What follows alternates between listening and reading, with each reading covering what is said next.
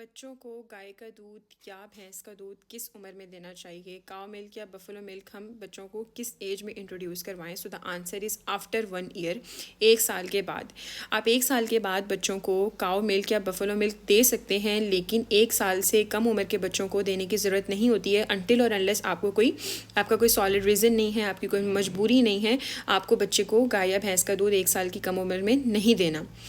इसका रीज़न ये है कि माँ के दूध से बच्चों की सारी रिक्वायरमेंट, सारी नरिशमेंट, सारी न्यूट्रिएंट्स पूरी हो रही होती हैं, जिसकी वजह से बच्चे को किसी भी किस्म के टॉप फीड की ज़रूरत नहीं होती है। बट आफ्टर 1 ईयर बच्चे की रिक्वायरमेंट होती है, बच्चे की बॉडी की रिक्वायरमेंट होती है कि आप उसको काउ मिल्क या बफेलो मिल्क या गॉट मिल्क किसी भी किस्म का इंट्रोड्यूस करवाएं। लेकिन आपको एक हद तक, एक लिमिट में रहकर आपको बच्चे को काउ मिल्क या बफेलो मिल्क देना है।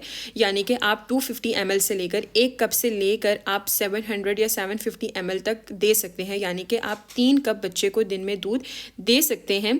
बट इसका हरगिज़ ये मतलब नहीं है जैसे कि नॉर्मली हमारे यहाँ होता है कि बच्चा खा पी नहीं रहा तो आप उसको दूध दे दो उसकी जगह पे। आपने ऐसा बिल्कुल भी नहीं करना है। आपने सॉलिड्स के अल्टरनेटिव आपने दूध को बिल्कुल भी नहीं रखना है, क्योंकि जो बच्चे को आप एक ठोस ग़िज़ा से आप जितने भी न्यूट्रिएंट्स फराहम कर सकते हैं उसको, वो आप दूध से फराहम नहीं कर सकते।